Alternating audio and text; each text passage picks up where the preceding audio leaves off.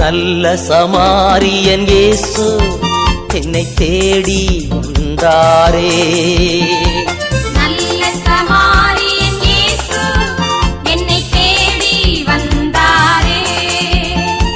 கிறிஸ்துவுக்குள் பிரியமானவர்களே, வாரம் ஒரு குறிஞ்சிய தலைப்பிலே இந்த நாளுமாக ஒரு வித்தியாசமான தலைப்பிலே உங்களை சந்திப்பதில் மிகுந்த மகிழ்ச்சியிலேயே. மனிதனுடைய ஆயுட்காலம் எத்தனை வருடங்கள் என்று வேதம் கற்பிக்கிறது. 120 வருடங்களா 70 வருடங்களா என்று நாம் இன்றைக்கு வேதத்தின் வழியாக நாம் பார்ப்போம். தொடக்க நூல் ஆதியாகமம் 6ஆம் அதிகாரம் 3ஆம் வசனத்திலே ஆண்டவர் சொல்கிறார், அப்பொழுது ஆண்டவர், என் ஆவி தவறிழைக்கும் மனிதர்கள் என்றைக்கும் தங்கப் போவதில்லை, அவன் வெறும் சதிதானே, இனி அவன் 120 ஆண்டுகளே வாழ்வான் என்றார். இந்த காலகட்டத்திலே மனிதர்கள் 900 வருஷம் 700 வருஷம் 800 வருஷம் என்று வாழ்ந்து கொண்டிருந்தார்கள்.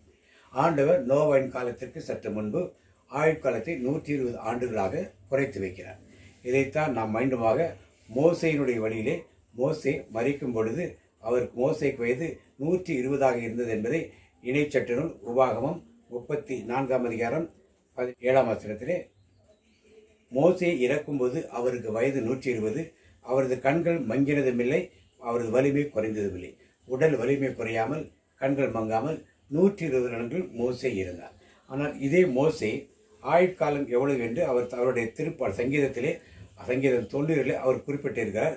அதை நாம் பார்ப்போம். எப்பொழுது சங்கீதம் திருப்பாடல் 90 10ஆம் வசனத்தை நாம் வாசிக்க கேட்போம். எங்கள் வாழ்நாள் 70 ஆண்டுகளே, வலிமை மிகுந்தோருக்கு 80, அவற்றில் பெருமைக்கு உரியன துன்பமும் துயரவுமே, அவை விரைவில் கடந்து விடுகின்றன, நாங்களும் பறந்து விடுகிறோம் என்று மோசே ஆயுள் நாட்கள் 70 ஆண்டுகள், வலிமை மிகுந்தோருக்கு 80, அதற்கு மேலுள்ளது வருத்தமும் துன்பமும் துயரமே என்று அவர் குறிப்பிடுகின்றார். மோசே 120 ஆண்டுகள் இருந்தார். ஆனால் அவர் எழுதிய 70 ஆண்டுகள் என்று. நோவா காலத்தில் 120 ஆண்டுகள் என்று சொன்ன ஆண்டவர் மோசே காலத்தில் இதை நிறைவேற்றினார். மோசே காலத்தில் சொன்ன 70 ஆண்டுகள் தாவீதின் காலத்தில் நிறைவேறுவதை நாம் பார்க்கிறோம்.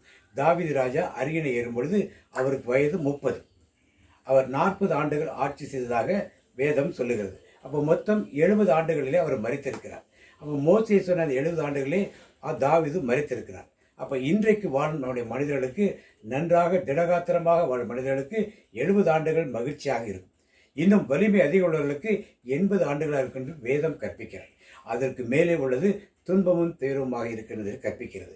நீங்கள் எந்த வயதில் இருக்கிறீர்கள் என்பதை அறிந்து கொண்டு அதுக்கு வேதத்திற்கு ஏற்றாற் போல நம்முடைய வாழ்க்கையை நாம் மாற்றி அமைத்துக் கொள்வோம். இயேசுவுக்கு புகழ், இயேசுவுக்கு நன்றி.